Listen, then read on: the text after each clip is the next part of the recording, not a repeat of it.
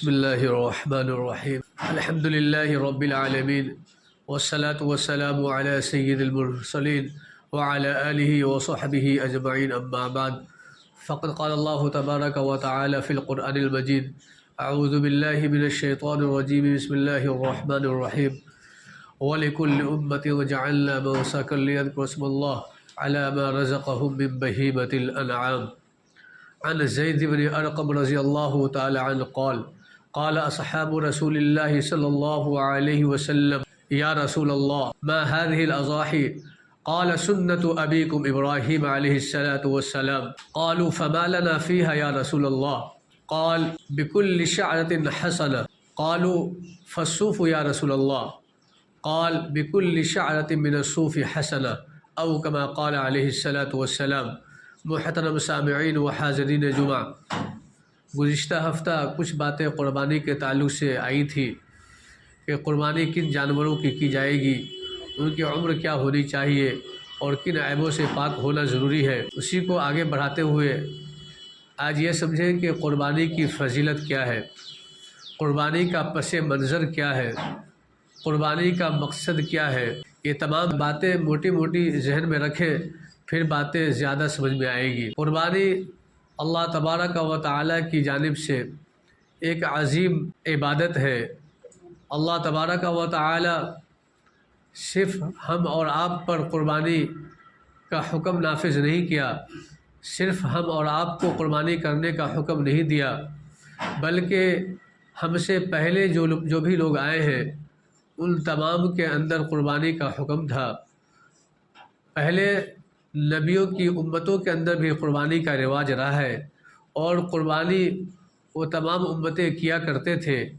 یہ الگ بات ہے کہ تمام کے قربانی کا طریقہ الگ تھا اور ہمارا اور آپ کا طریقہ الگ ہے۔ کسی امت کے اندر قربانی کا طریقہ اس طور پر تھا کہ قربانی کر دی جاتی تھی اور اس جانور کے گوشت کو کھایا نہیں جاتا تھا، بلکہ ایک پہاڑ کے اوپر گوشت کو رکھ دیے جاتے تھے، پھر دعا کی جاتی تھی اور اس کے بعد آسمان سے آگ آتی تھی جس کے گوشت کو آگ جلا دیتی تھی، بھسم کر دیتی تھی، تو یہ بات سمجھی جاتی تھی کہ ان کی قربانی قبول ہو گئی۔ اسی طریقے سے دوسرے امتوں کے اندر مختلف طریقے رہے ہیں، لیکن پیارے نبی جناب محمد رسول اللہ صلی اللہ علیہ وسلم کو جو حکم دیا گیا اور پیارے نبی صلی اللہ علیہ وسلم کی امتوں پر قربانی کا جو حکم نافذ کیا گیا، اس کے طریقے الگ ہیں۔ جانور کے گوشت کو کھانے کا حکم دیا گیا، ضائع کرنے کا حکم نہیں دیا گیا۔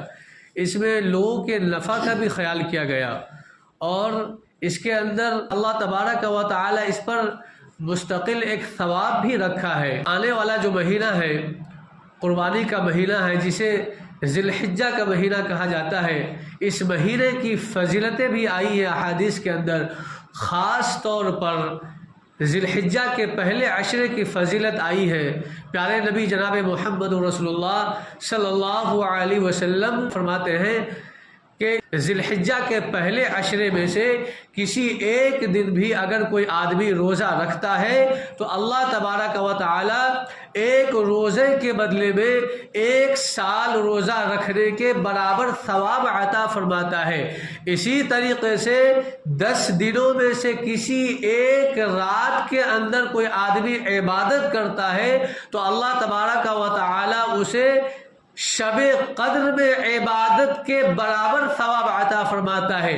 اتنی بڑی فضیلتیں آئی ہیں ذی الحجہ کے پہلے عشرے کی، اور خاص طور پر 9ویں ذی الحجہ کے روزے کی فضیلت اللہ کے رسول جناب محمد رسول اللہ صلی اللہ علیہ وسلم ارشاد فرماتے ہیں کہ کوئی آدمی 9ویں ذی الحجہ یعنی یوم عرفہ کا روزہ رکھتا ہے تو پچھلے 1 سال اور آئندہ 1 سال کے گناہوں کا کفارہ یہ روزہ بن جاتا ہے۔ فضیلتیں بے شمار ہیں۔ پہلی فضیلتیں کیا ہے کہ اس کے اندر کوئی بھی آدمی 1 دن کا روزہ رکھے گا 1 سال کے روزے کے برابر ثواب دیا جائے گا، 1 رات عبادت کرے گا شب قدر میں عبادت کرنے کے برابر ثواب دیا جائے گا۔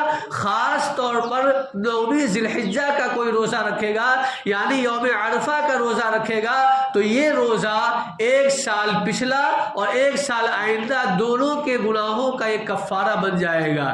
یہ اس کی فضیلتیں ہیں.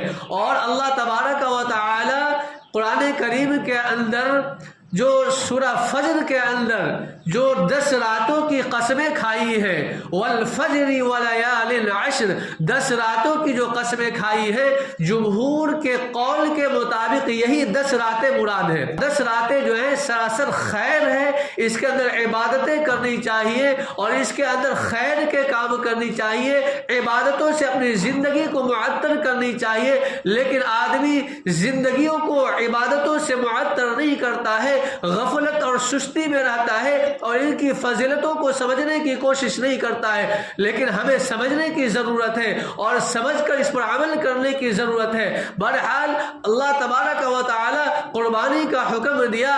اس کا پس منظر کیا ہے؟ سب سے پہلے یہ بات سمجھے. اس کا پس منظر یہ ہے کہ پیارے نبی جناب محمد رسول اللہ صلی اللہ علیہ وسلم مکۃ المکرمہ سے ہجرت فرما کر مدینۃ المنورہ تشریف لے جاتے ہیں. جب لے جاتے ہیں دیکھتے ہیں کچھ لوگ کھیل تماشا کر رہے ہیں، لہو لعب کر رہے ہیں، گانے گا رہے ہیں، ناچ رہے ہیں، بیہودہ حرکتیں کر رہے ہیں. آپ صلی اللہ علیہ وسلم پوچھتے ہیں یہ کیا ہے، اس کی حقیقت کیا ہے؟ تو وہ جواب دیتے ہیں اس کی حقیقت یہ ہے کہ ہم زمانے جاہلیت کے اندر اسی طریقے سے ناچا کرتے تھے، گانا گایا کرتے تھے، لہو لعب کیا کرتے تھے، وہی باتیں آج ہم کر رہے ہیں. پیارے نبی صلی اللہ علیہ وسلم ارشاد فرماتے ہیں قد ابدلکم اللہ بہما خیرا منہما یوم الاضحی و یوم الفطر. یقینا اللہ تبارک و تعالی تمہارے ان 2 دنوں کو 2 بہتر دنوں سے بدل دیا ہے. اور بہتر دن ایک عید الاضحی کا دن ہے اور ایک عید الفطر کا دن ہے. یعنی یہ 2 دن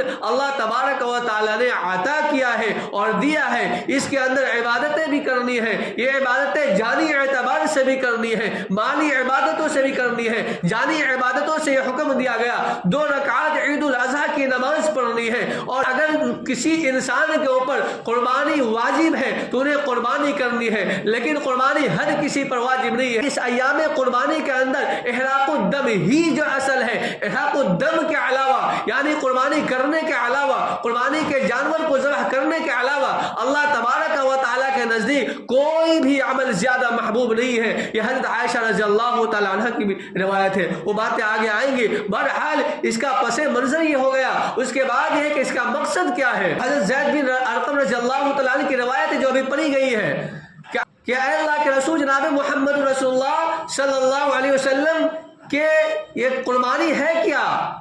ما هذه الاضاحی، یہ قربانی کیا ہے؟ اللہ کے رسول جناب محمد رسول اللہ صلی اللہ علیہ وسلم ارشاد فرماتے ہیں قال سنت ابیکم ابراہیم علیہ السلام، کہ یہ تمہارے باپ حضرت ابراہیم علیہ السلام کی سنت ہے. پھر اس کے بعد صحابہ عرض کرتے ہیں یا رسول اللہ فما لنا فیہا یا رسول اللہ، اس میں ہمیں ملے گا کیا؟ ہم قربان کریں گے، جانور کو قربان کریں گے، لیکن اس سے ہمارا کیا فائدہ ہوگا؟ ہمیں اس میں کیا ملے گا؟ اللہ کے رسول فرماتے ہیں قال بکل شعرۃ حسنہ، ہر بال کے بدلے ایک نیکی ملے گی. جانور جنہیں قربانی کرنے کا حکم دیا گیا ہے اس میں کچھ جانور ایسے جس کے بدن پر بال ہوتے ہیں اور کچھ جانور ایسے جس کے بدن پر بال نہیں ہوتے بلکہ اس کے بدن پر اون ہوتے، جیسے بھیڑ کے بدن پر بال نہیں بلکہ اون ہوتے ہیں. پھر صحابہ عرض کرتے ہیں فالصوف یا رسول اللہ، کہ وہ جانور جس کے بدن پر بال نہیں ہے، اون ہے، اس میں کیا ملے گا؟ پھر اللہ کے رسول فرماتے قال بكل شعرة من الصوف حسنہ، ہر بال کے بدلے یعنی اون کے ہر بال کے بدلے میں ایک نیکی ملے گی. یعنی اون کے ہر ایک ریشے کے اندر ایک نیکی ملے گی. یہ حضرت زید بن ارقم رضی اللہ تعالیٰ عنہ کی روایت ہے اور یہ سوال جواب ہوتا ہے. اس کے مقاصد بیان کیے گئے کہ یہ جو قربانی کا حکم دیا گیا، یہ قربانی دراصل ہمارے باپ حضرت ابراہیم علیہ السلام کی سنت ہے اور یہ ایسی سنت ہے جو قیامت تک جاری رہے گی. یہ ایسی سنت ہے کہ جو قیامت تک کرنے کا حکم دیا گیا، اسی طریقے سے اس میں فائدہ کیا ہوگا، اس میں ہمیں کیا ملے گا، یہ باتیں آ گئی ہیں کہ ہر بال کے بدلے ایک نیکی ملے گی، اور جانور کے بالوں کو گننا دشوار ہے، گنا نہیں جا سکتا ہے، ناممکن ہے، شمار نہیں کیا جا سکتا ہے۔ اس سے ہم اندازہ لگا سکتے ہیں ایک بال کے بدلے ایک نیکی ملے گی تو جانور کے بدن پر نہ جانے کتنے بال ہوں گے، تو کتنے ثواب عطا فرمایا جائے گا اور کتنے ثواب دیے جائیں گے، کتنی نیکی دی جائے گی جس کا ہم تصور نہیں کر سکتے ہیں۔ اسی طریقے سے جس جانور کے بدن پر بال نہیں بلکہ اون ہوتے ہیں، اسی طریقے سے اس جانور کے اون کے ہر ایک ریشے کے بدلے میں ایک نیکی ملے گی۔ اسی طریقے سے حضرت فاطمہ رضی اللہ تعالی عنہ کی روایت ہے، پیارے نبی جناب محمد رسول اللہ صلی اللہ علیہ وسلم حضرت فاطمہ رضی اللہ تعالی عنہ سے ارشاد فرماتے، اے فاطمہ آؤ اور قربانی کے جانور کے پاس جاؤ، اسے لے کر آؤ۔ جانور کا جو خون کا جو قطرہ ہے، پہلا قطرہ گرنے سے پہلے تمہارے گناہ اللہ تعالیٰ پچھلے گناہ تمام کو بخش دے گا۔ پھر حضرت فاطمہ رضی اللہ تعالی عنہ فرماتی ہے کہ یا رسول اللہ، کیا یہ صرف اہل بیت کے ساتھ خاص ہے یا عام ہے، تمام لوگوں کے ساتھ ہے؟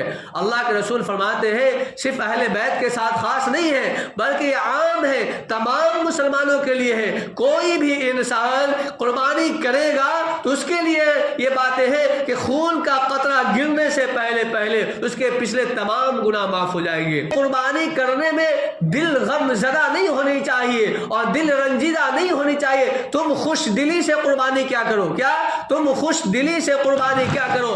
ایسا نہ ہو کہ ہم قربانی کا جانور قربان کر رہے ہیں اور دل میں ایک چبھن محسوس ہو رہی ہے، پیسہ ضائع ہو رہا ہے، ایک چبھن محسوس ہو رہی ہے کہ میرا پیسہ لگ رہا ہے۔ یہ چبھن محسوس نہیں ہونی چاہیے اور کنن محسوس نہیں ہونی چاہیے، بلکہ خوش دلی کے ساتھ آدمی جانور کو قربان کرے۔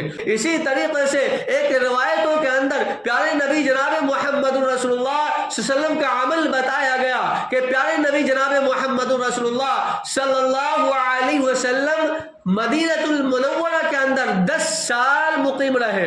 یہ حضرت عبداللہ بن عمر رضی اللہ تعالیٰ عنہ کی روایت ہے کہ 10 سال پیارے نبی صلی اللہ علیہ وسلم مدینہ المنورہ میں تشریف فرما رہے، مقیم رہے، اور 10 سال مسلسل آپ نے قربانی کی ہے اور کبھی بھی ناغہ نہیں کیا ہے۔ اسی طریقے سے حجۃ الوداع کے موقع پر آپ صلی اللہ علیہ وسلم نے 100 اونٹوں کی قربانی کی ہے۔ کتنے اونٹوں کی؟ 100 اونٹوں کی قربانی کی ہے۔ دوسری روایتوں سے پتہ چلتا ہے، دوسری روایتوں کے اندر یہ بات صراحتاً موجود ہے کہ پیارے نبی جناب محمد رسول اللہ صلی اللہ علیہ وسلم 100 اونٹوں کو جو قربان کیا ہے، 100 اونٹوں میں سے 63 اونٹوں کو خود دست مقدس سے ذبح فرمایا ہے۔ کتنے اونٹ کو؟ 63 اونٹوں کو خود آپ صلی اللہ علیہ وسلم نے ذبح فرمایا ہے۔ اس کے بعد جو بقیہ جانور تھے ان کو حکم دیا گیا حضرت علی رضی اللہ تعالیٰ عنہ کو ذبح کرنے کا۔ تو پیارے نبی جناب محمد رسول اللہ صلی اللہ علیہ وسلم کا 63 اونٹوں کو خود اپنے ہاتھ سے ذبح کرنا اور 100 اونٹوں کی قربانی دینا، اسی طریقے سے 10 سال جب قیام فرمائے، کہاں مدینہ المنورہ کے اندر کبھی ناغہ نہ کرنا، مستقل کرنا، یہ قربانی کی فضیلتوں کو بتاتا ہے، قربانی کی اہمیتوں کو بتاتا ہے کہ قربانی کی فضیلتیں کیا ہیں، قربانی کی اہمیتیں کیا ہیں، اور ایک بال کے بدلے ایک نیکی کا ملنا یہ بھی اس کی فضیلتوں کو بتاتا ہے اور اس کی اہمیتوں کو بتاتا ہے۔ اللہ تعالیٰ سے دعا کیجئے اللہ تعالیٰ عمل کی توفیق عطا فرمائے اور قربانی کے وجوب کو سمجھنے کی اور اس پر عمل کرنے کی توفیق عطا فرمائے۔ آمین یا رب العالمین۔ وآخر دعوانا الحمدللہ رب العالمین۔